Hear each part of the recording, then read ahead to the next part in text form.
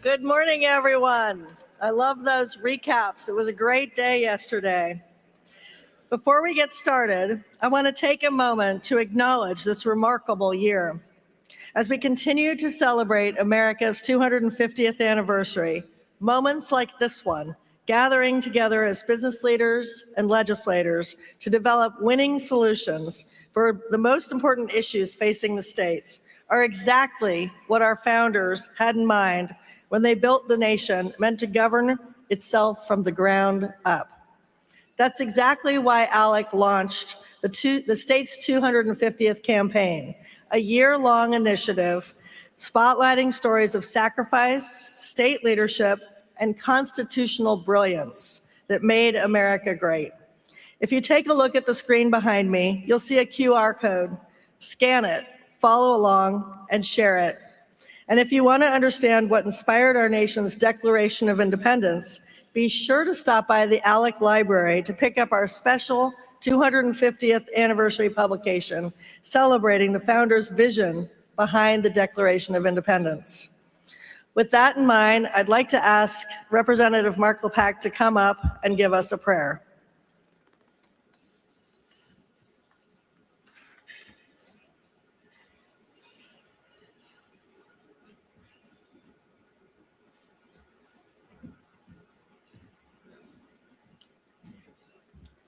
Thank you, Lisa. If you all would join me. Gracious God, you sent us the gift of the Holy Spirit to enlighten us and guide us daily.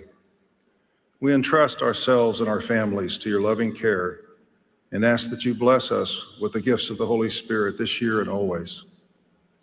Bless us with right judgment as we make everyday decisions, and give us the courage needed to act. Open our hearts and minds to receive knowledge, and give us wonder and awe for your creation. Give us all understanding hearts as we seek to understand your love for us and for others. Fill us with reverence for you and your goodness. Make our homes a place where wisdom is valued and fostered. Help us to know that we are called to find ways to use our gifts and talents to love and serve others, and in doing so, become the people you created us to be. We pray that all of us work to create an environment where transformation of hearts and minds is truly possible. Bless all our daily interactions. May we all find joy in working and learning, celebrate growth, and learn from our mistakes. Amen. Thank you, Representative Peck. If you want to stay up here, in keeping with the celebration and the spirit of this milestone year, I'd like to bring out someone to the stage who's made it his life's mission to help the next generation understand exactly what we're celebrating. We have a special guest joining us.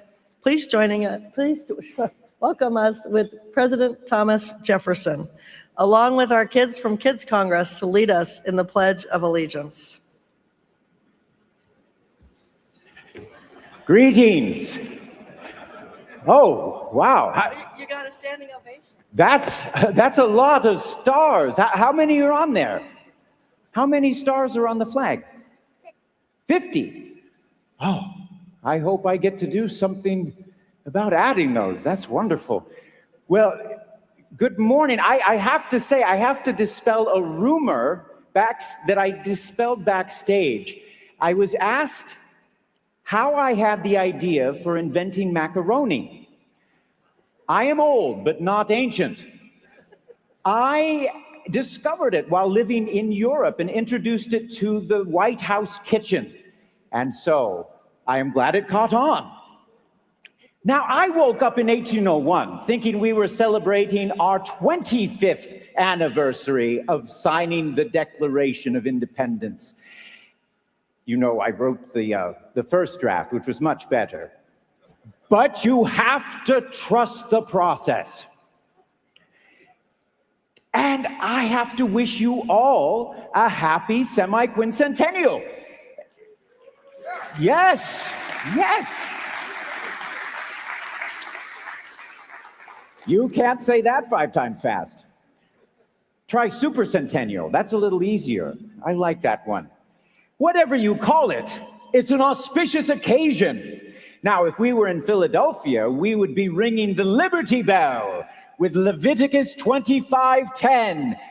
Proclaim liberty throughout all the land unto all the inhabitants thereof.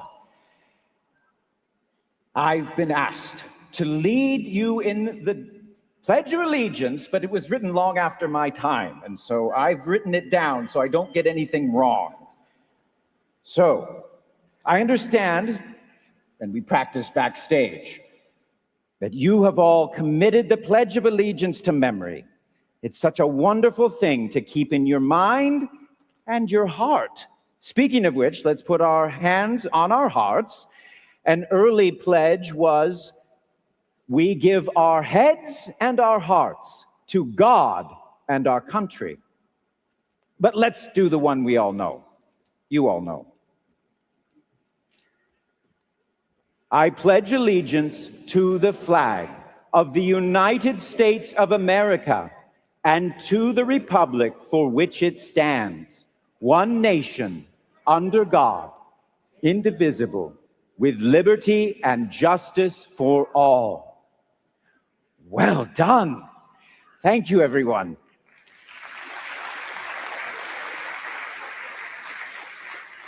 You may now all continue your deliberations over breakfast. Or at SeaWorld. Oh, at SeaWorld. For the water park. How wonderful. Well, thank you so much, President Jefferson, and thank you to every one of those young patriots. 250 years in the future in the country is in very good hands. If anyone in this room has ever received our Thomas Jefferson Freedom Award, you already know we here at ALEC are big fans of our third president. This morning's session carries an energy theme fitting since so much of America's next 250 years will be shaped by whether our states get energy policy right. And there's no better person to help set that tone than our next speaker. Will Hild is the executive director of the Consumers Research and has spent years standing up some of the most powerful institutions in the country, shining a light on how ESG pressure campaigns have crept into our energy markets and distorted decisions that should belong to consumers and investors, not activists. His work has helped shape legislators across the country understand exactly what is at stake and push back. Please join me in welcoming Will Hild.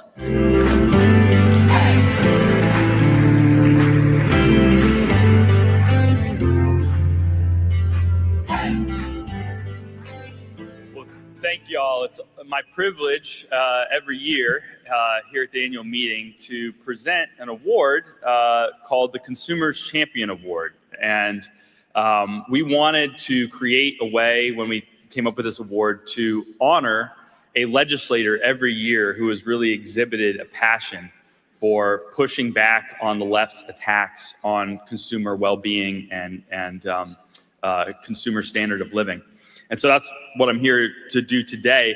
I'm really excited because I call this year's award winner my Goldilocks Award winner. You can see here the shield is rather large, or at least in some people's hands it's rather large. 2 years ago, it was Arkansas Representative Minnie McAlinden. She is about the height of this shield, so it was a little big for her. And then last year, it was Representative Mark LePack, and this is too small for Mark LePack. So we finally found a winner for whom the shield is about the right size. This year, winner I'm proud to report is Representative Chris Todd from Tennessee. There was really no argument this year. I mean, he's just done so much, from being instrumental in the banning of foreign funding for state ballot measures in Tennessee, to the banning of DEI departments within higher ed in his state and government departments, instrumental in passing a Fiduciary Strengthening Act to make sure that his state's pension funds were not being used or invested or used to push a woke agenda across corporate America. And then just in this past session, helping pass, in fact, the leader passing the first in the nation Energy Freedom Act, which is going to protect the state of Tennessee from out-of-control woke judges out of state banning and punishing fossil fuel use and other types of energy in his state. So he's just done an incredible job legislatively, but also I'd just like to note, he's just an incredible human being. As deacon in his Baptist church, which is a PK myself, I appreciate that. And then when I called him as somebody I've got 2 kids, 8 and 5. My parents are currently at my house so I can be here with my kids. So when I called him to tell him that I got the award, I really appreciated that he goes, sorry it took me a while to call you back. I was out mowing the lawn for my son. We just had a grandchild, and I'm over at their house making sure that they don't have to worry about anything except for that little baby. And that really, I think, typifies Chris, his integrity, his passion for service. And so I'm proud to announce that he is our winner this year. Chris, could you come up here? We can give you this big old shield.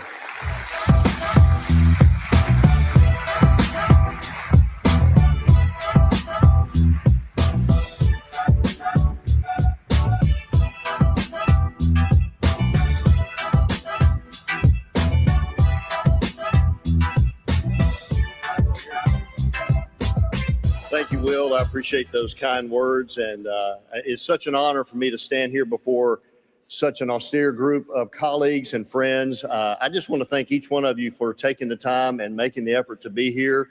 This is one of the most important things we can be doing as legislators and as organizations that stand for free market principles and federalism.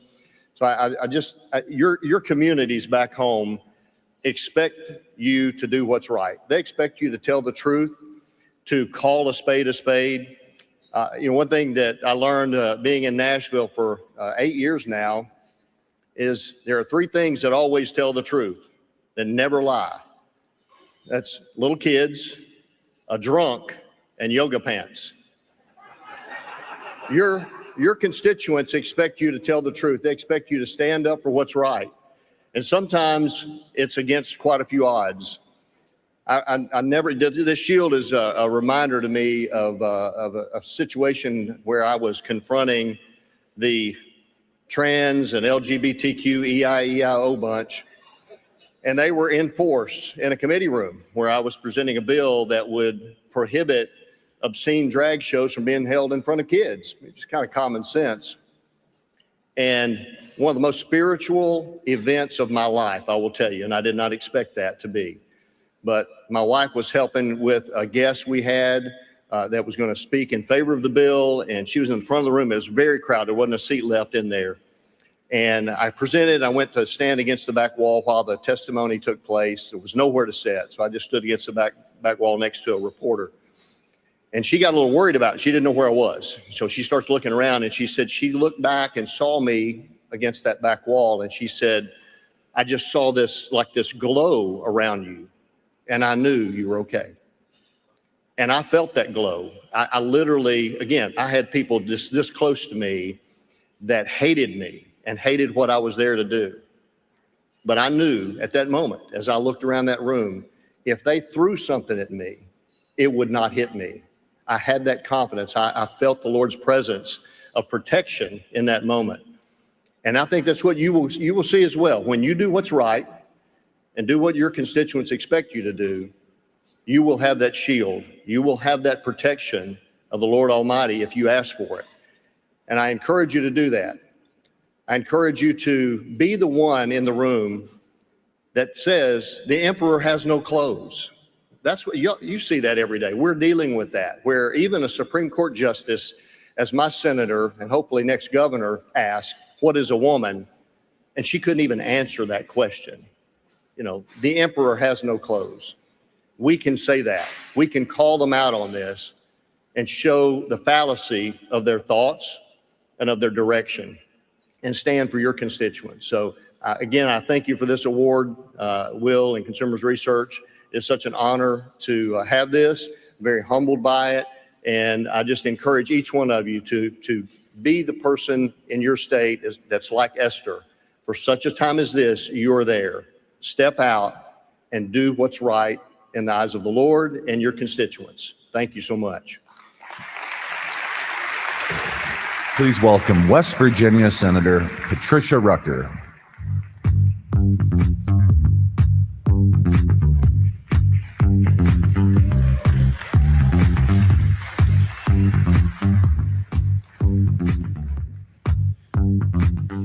Thank you.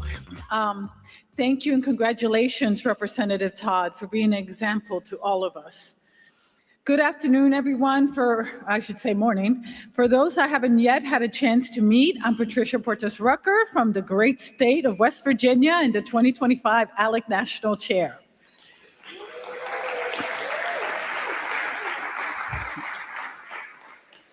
It is my honor to introduce to you a guest whose presence here reflects one of ALEC's most important commitments, standing with our international friends and allies who share our belief in freedom, self-governance, and the rule of law. Ambassador Alexander Tae-rae Yu currently serves as Taiwan's representative to the United States, Taiwan's top diplomat here, a post he has held since December 2023. He brings with him more than 35 years of distinguished service, including postings in New York, Geneva, San Salvador, as well as senior roles as Taiwan's Vice Minister of Foreign Affairs, representative to the European Union and Belgium, and ambassador to Paraguay. As we mark 250 years of American independence this year, it is worth remembering that the principles we celebrate, limited government, free markets, and federalism, are universal. They are worth defending whenever they are challenged. And that is exactly the mission behind the ALEC Center for International Freedom, connecting our commitment to our principles to the rest of the world.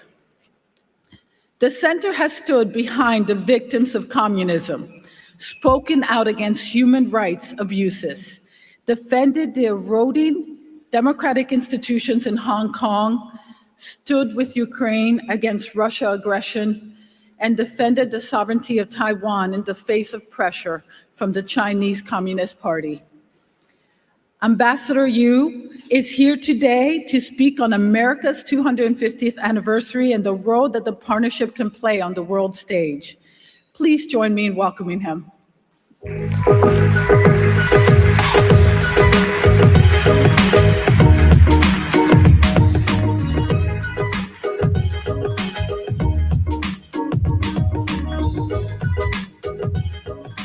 Thank you, Madam Chair, Rucker, and distinguished, honorable speakers to be, state senators, representatives, delegates, members of ALEC, and colleagues. Quite an honor to be here speaking to you.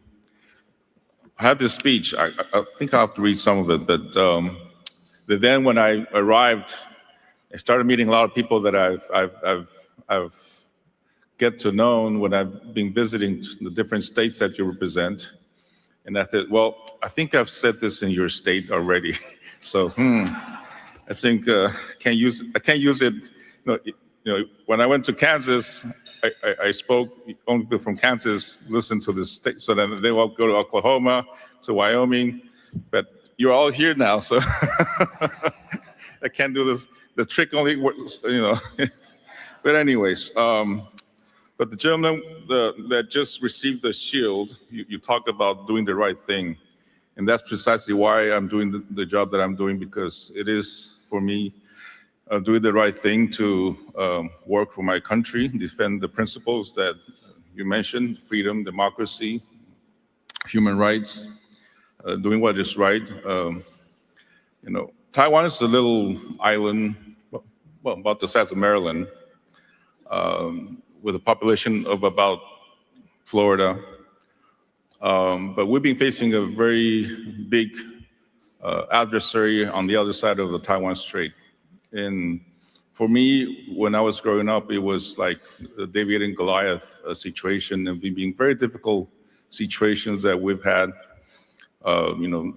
Being isolated internationally, not being able to represent our countries, not being able to fly our flags at sports events. So, but because we have so many friends like you, that we've been able to excel and slowly bring back some of our dignity for the people of Taiwan.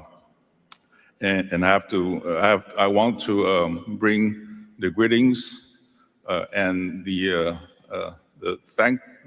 our thanks from the people of Taiwan to all of you for being our friends. And some of you may have seen the documentary 2 days ago here, Invisible Nation, that sort of highlights the situation that we find ourselves in. But again, because we have so many friends at different levels, at the state level and at the federal level, it is very heartwarming that we're advancing. But the work that we do is not only at the federal level. I'm based in D.C., so yesterday I was with a congressional delegation from Taiwan, visiting Congress, Senate, the House, and met the Speaker, met chairmen, etc., and they all told us the same thing. Either it was from the Republican Party or from the Democratic Party. They all said, "Well, we're your friends. Tell us what we can do together, and we'll further that relationship." But why Taiwan matters to you, at the state level, because first of all, of the values that we talk about, we're trying to defend the same notions for life and liberty, but also because what we're going through. You would think, well, this is something that happens, in D.C., in the capitals, between Taiwan, between countries, but it's much nearer than you think. It's in your schools, it's in your farms, it's in your military bases, it's in your TikTok, it's in your infrastructure. All the threats that we face in Taiwan, it's similar situations you're facing here and at your state and your cities. It is something that we have to deal with it together, and it's something that very easily overlooked, but it's something that we have to defend. Taiwan has a hard-earned democracy. We used to be an authoritarian regime. One-party system, but because of many people who fought hard, dissidents, political dissidents, we had a sort of peaceful evolution into a full-fledged democracy. You are celebrating 250 years as a nation, as a democratic nation. We in Taiwan, we're celebrating this year our 30th anniversary of direct presidential elections. We held that in 1996 for the first time 30 years ago. Thank you.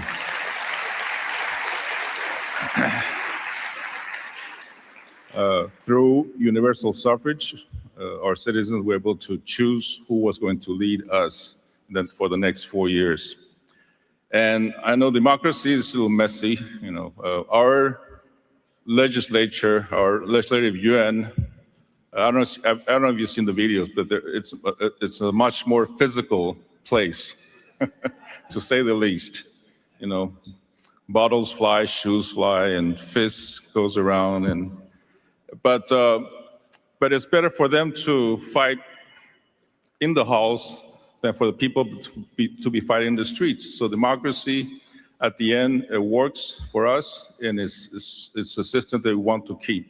We're challenged by them constantly, by the people of China. They want to own us, they claim to own us, but we will do whatever it takes to keep and preserve our freedoms. Thank you.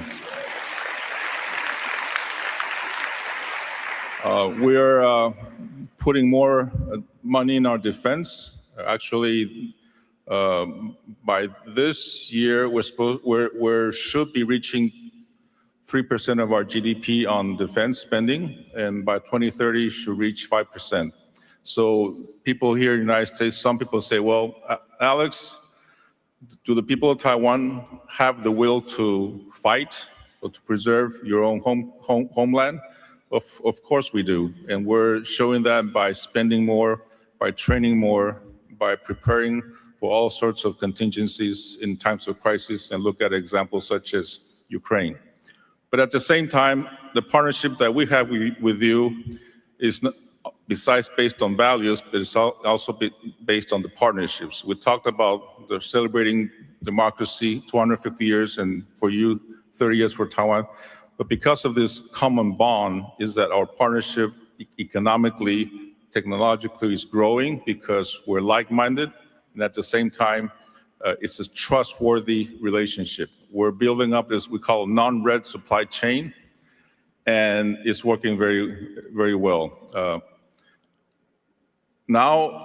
Last year, Taiwan became your fourth largest trading partner. Little Taiwan, became your fourth largest trading partner. Only your neighbors, Canada, Mexico, and China does more trade than we do with you. But also last year, for the first time, you bought more from Taiwan than you bought from China. Imagine that. Little Taiwan and big China. And at the same time, Taiwan, our number one trading partner used to be mainland China because of the proximity, because our factories were there.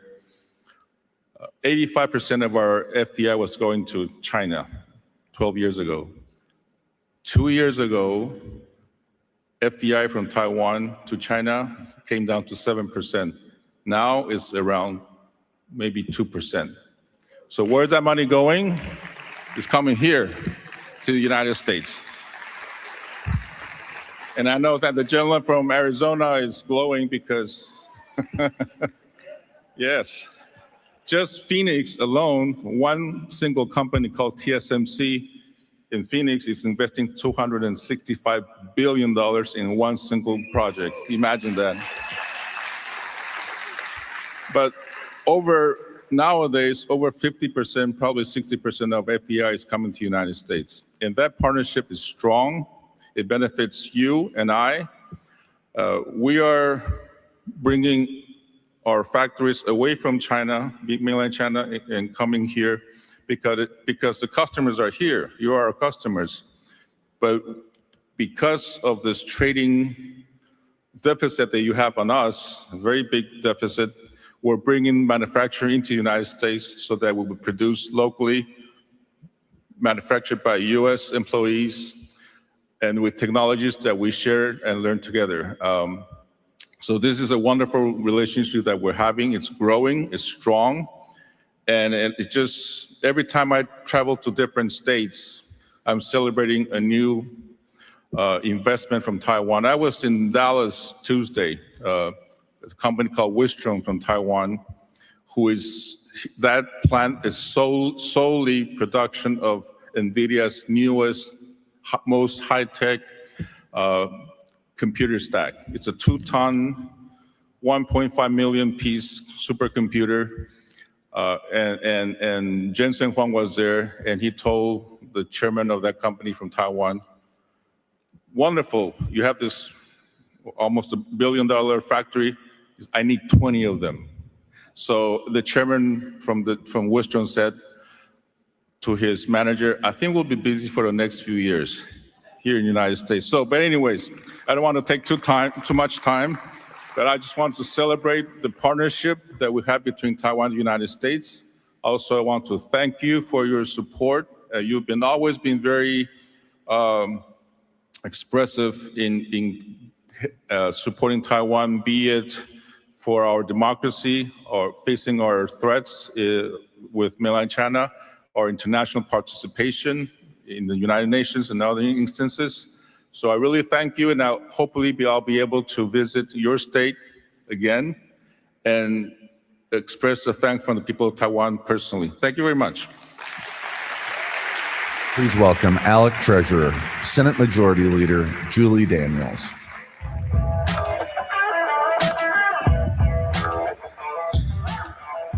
Good morning, ALEC. How are you today? It is my great pleasure to introduce to you my governor, Kevin Stitt, who was first elected as a political outsider in 2018. He has pushed to make Oklahoma a top 10 state across all metrics. Under his leadership, Oklahoma has built the largest savings account in its history, cut $2 billion in taxes, and experienced record economic growth with $14 billion in projects in 2025. As a result, Oklahoma has become a top 10 state in economic outlook in rich states, poor states for the first time in its history. But for 1 year of his service, we have remained in the top 10. Number 3 in 2020, because I know other states did it too, but Oklahoma never shut down for business.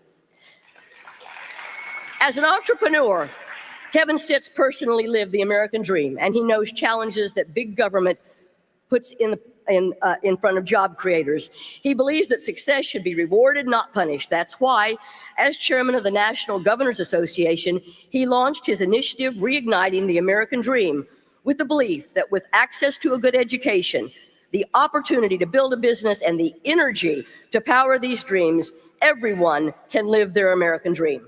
During his time in office, he has driven record state investment in public education, 3 teacher pay raises. He has championed open transfer charter school, and he was in the trenches with the legislators and our school choice advocates to stand up our parental choice tax credit program, which in just 4 years is already serving over 40,000 Oklahoma children. Governor Stitt, we know it was a sacrifice for you and First Lady Sarah Stitt to bring 6 children to the governor's mansion. But as a bonus, you're leaving with a son-in-law and your first grandchild. And I want to end by saying how proud we are of you to lead the National Governors Association in a bipartisan, collegial manner. We are proud of you for that. We are grateful for your service to our state. Ladies and gentlemen, my governor, J. Kevin Stitt.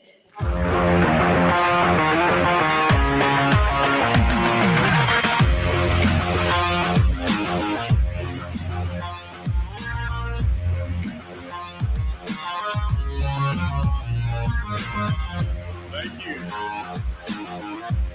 Thank you so much. Thank y'all. Well, good morning, everybody. Man, I just want to first just congratulate you from being here, being part of ALEC around the country, sharing ideas with one another. I just think it's so important. And, ALEC, thank you for advancing limited government, free markets, and federalism all across our country. This is actually my 3rd time to speak to ALEC. I love this organization, and so it's an honor to be back with you this morning. And that was a great introduction. Thank you so much, Senator Daniels. I wish my mom could have heard that. That was so good. But we're so proud of her. She is the floor leader in Oklahoma. She's been a driving force for advancing strong conservative policies in our state. So everything that she mentioned, she was right there with me fighting for. She's been focused on cutting taxes, shrinking government, standing up for Oklahoma's oil and gas industry, and defending these religious freedoms that we talked about. Sounds like my type of patriot, right?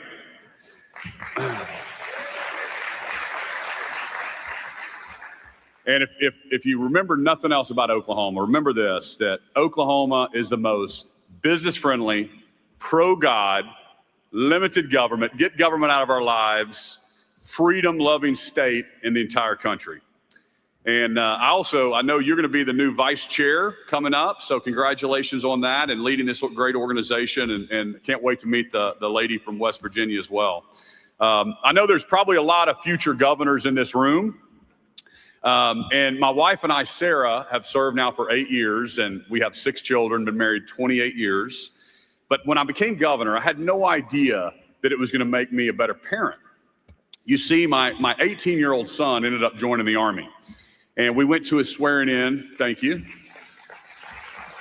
We went to his swearing in ceremony. And when you join the Army, you promise to obey defend the Constitution from all enemies, foreign and domestic. And because my 18-year-old son was also joining the Oklahoma National Guard, with his hand in the air, he promises to obey the commands of the governor of the state of Oklahoma. So there you go. You become governor, and it's amazing. But listen, here's the deal. I know you guys all agree with me. We live in the greatest country in the world. And this year we celebrated our 250th anniversary. And it's those conservative values that our founders set out, got us here, and it's those values that will keep us going for the next 250 years. I believe that the American dream is alive and well. It doesn't matter in our country the circumstances of your birth, only about what you're willing to work hard for. Our country, it was built by visionaries, by entrepreneurs, by risk takers, men and women who took responsibility, who believed that if you invested, if you worked hard and you created value, you should be rewarded. And we celebrate that success in Oklahoma, and we celebrate that success in America. That's the American dream that all of us in this room are here to protect. But right now, our country, it feels more divided than ever. Most people, I believe this, most people really believe in the same things. We all want the best education for our kids. We want safe neighborhoods. We want jobs that pay well. We want to build the life that we want. And I believe most Americans agree with me on that, except maybe let's throw out the far left, right? But I want to challenge all of us in this room, as you are leaders across your state, to lead your communities and not be divisive. I believe America is craving this type of leadership. And we can stand firm on our principles of limited government, lower taxes, without losing sight of what unites us. Our belief in freedom, opportunity, the dignity of work, and the truth that this is still the greatest country in the world. And America needs more elected officials who reflect that truth. People who will stand up for the rights of the people, not special interest groups. We need leaders who are willing to say no to the easy path and yes to the hard work of governing responsibly. In Oklahoma and in every state in this room, we have to balance our budgets, right? Some appropriations chairs in the room going, yeah, I wish I had a little more revenue. We can't print money, but that's exactly what Washington does all the time. Did you know that our national debt now is at $39.6 trillion? And we're still spending $2 trillion over our income. Think about that. We all get a mortgage when we buy our house, and a lot of people put it on a 30-year fixed, right? Anybody? I remember getting my first house, and I bought it. It was right across from TU, and believe it or not, my first house after graduating from Oklahoma State was $66,000, and I had a 30-year fixed on it. I was 26 years old or something, and I wrote my first mortgage payment, and I remember only $48 went towards principal. Can anybody relate to that? And I was like, dadgum. I wrote a $500 check and only $48 goes towards principal.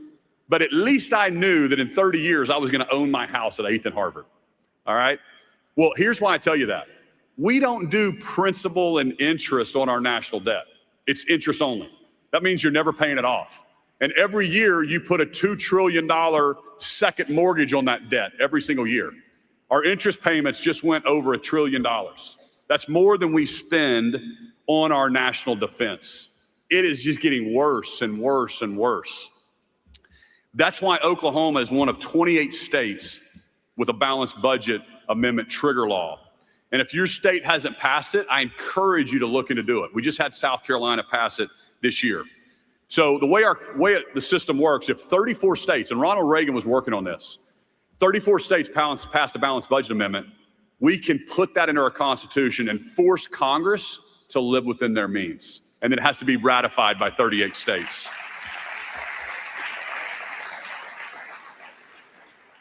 That is federalism in action, sending a clear message to Washington that the people are in charge, not the endless borrowing and spending bureaucrats in Washington, D.C. This model of opportunity is very different than other governments around the world. Other governments are controlled systems that we see in places like China. Those systems, decisions are made for the people, not by the people. Opportunity is determined by who you know or how politically you are connected. The state in some of these other countries decide the winners and losers. We cannot let that happen in our country. We certainly cannot let that happen in our states. Federalism is our safeguard against this kind of top-down control. And let me just tell you this, the founders never intended for one city to control the entire country. They believed in laboratories of democracy because they knew that New York was different than Virginia, right? And South Carolina is different than Maryland. And that's okay. The federal government has gotten way too big. They're trying to dictate to our lives and control over our state in Oklahoma. During COVID, when Biden was in office, he was trying to force me to do a mask mandate across our state. I was one of the only governors that refused to do that. You're welcome, Oklahoma. He was trying to force vaccine mandates. And here's what we believe. We don't believe you put your Constitution in the attic just because somebody in Washington, D.C. tells you to. We believe in freedoms in our country. Thank you. Here's the deal. The reason everyone is at each other's throat right now, and there's so much divisiveness in our country, is because we're worried that if Kamala Harris gets elected, she's going to make Oklahoma like California. We don't want to be like California. And the Democrats are worried that Donald Trump is going to try to make Minnesota look like Florida or Texas. That's why we need federalism. There's not a one-size-fits-all for our country as diverse as America. We're geographically diverse, different weather. The economies are different. The jobs are different in Wyoming versus Delaware. So when Washington tries to make Oklahoma look like Vermont or California, they limit the ingenuity of our entire system. When states lead, America succeeds. And when states embrace conservative, free market policies, we're proving over and over again that our ideas don't just sound good, they actually work the best. And that's the spirit we need to bring to every issue, starting with energy. Let me be clear. Energy independence is not just an economic issue. It's literally a national security issue. It's a quality of life issue. It's a freedom issue. When we're energy dominant, we're not begging our adversaries for the fuel and the critical minerals that power our economy. Oklahoma is right at the center of America's energy story. Oklahoma, just a little bit about our state, we're number 6 in oil production. We're number 7 in natural gas production. This might surprise a few people, but we're also number 2 in electricity generated by wind. And so nearly half of our electricity on our grid is produced by renewables. We're one of only 4 states that can say that. It's because of our free market approach. And now Oklahoma is leading in critical mineral production. We are building the first ever aluminum processing plant that's been built in 50 years in the U.S. in Oklahoma. Companies like USA Rare Earth, Blue Whale, Stardust, they're bringing new innovative technology to Oklahoma to onshore our critical mineral needs and reduce our reliance on China. We have built a true energy trifecta with minerals, with oil and gas, and with renewables. And this didn't just happen by accident. It happened because over the last 8 years, we've made different sets of choices. From day one as governor, I said, we're gonna make Oklahoma a top 10 state. Everything that we do. And I was gonna take Oklahoma to the world, and I was gonna bring the world back to Oklahoma. And that vision has guided our policies. I just flew in from London yesterday, got a little bit of jet lag. every time I visit a new country or meet with an ambassador, and I'm glad the ambassador from Taiwan is here. I've visited your great country. They want to talk about energy. They want to know our energy mix in Oklahoma because they look at states like California. Did you know that the average family in California pays 3 times what we do in Oklahoma? They look at European countries. Listen to this stat.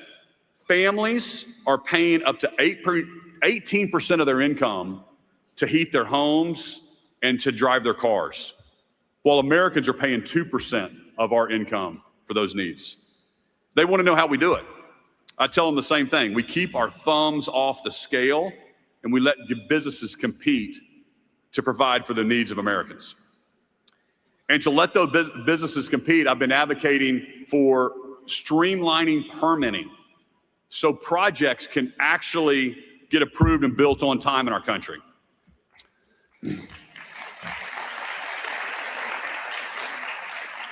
And let me tell you how business-friendly Oklahoma is. I signed an executive order that said to all my state agencies, if your permits aren't done in 30 days, they're free to the business. Okay? You can take that back to your governors too. Now, 99% of our permits are processed within 30 days. And that means more jobs. That means more families chasing their American dream. And Julie Daniels said it, but as National Governors Association chair, I led a bipartisan group of governors that laid out federal permitting reform so we could accelerate energy infrastructure projects while still maintaining environmental protections. So Williams Companies, it's a huge pipeline company, the largest pipeline company in the world out of Tulsa. And they've been around for over 100 years. Their CEO told me it costs more money for them to permit a project as it does to put the steel in the ground. Think about that. Think about saving your whole life and you're building your dream home. You're building $1 million house. You got your financing and then the permits cost you as much as it does to build your home. That's what we're doing to the hidden cost to Americans. And it's just unbelievable to me. And that's why we need to pass permitting reform this year. Some projects are taking up to 8 years to permit. And I'll tell you this is encouraging for Americans. Republican governors and Democrat governors, we agree on this issue. It takes way too long. Congress is the holdup. Because when Washington tries to control energy from the top down, everybody pays the price. Higher cost, everything costs more. That's not the American way.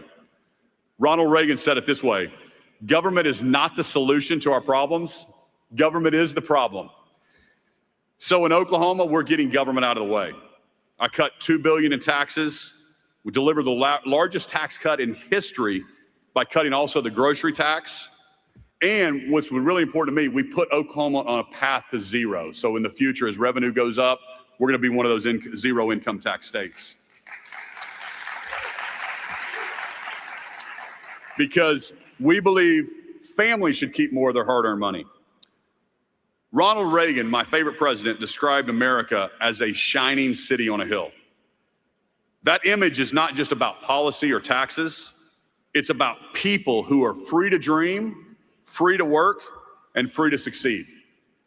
Federalism, free markets, energy, and permitting, it's all part of that shining city. Without it, the lights grow dim. With it, the city shines brighter for the next generation. So let's keep leading our states.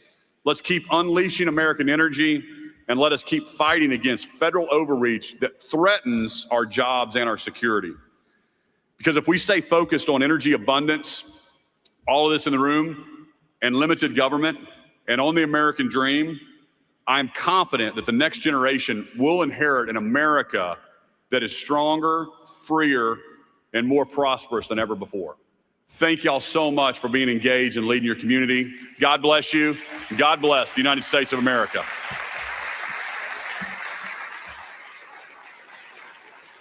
Please welcome to the stage ALEC National Chairman, Florida Representative Demi Basada. Thank you, Governor Stitt. Thank you for your insights. Your type of leadership is more of what we need. ALEC members, legislators, participants, we're in the home stretch here, so we still have some work to get done. Let's get it done and see you at lunch. Thank you.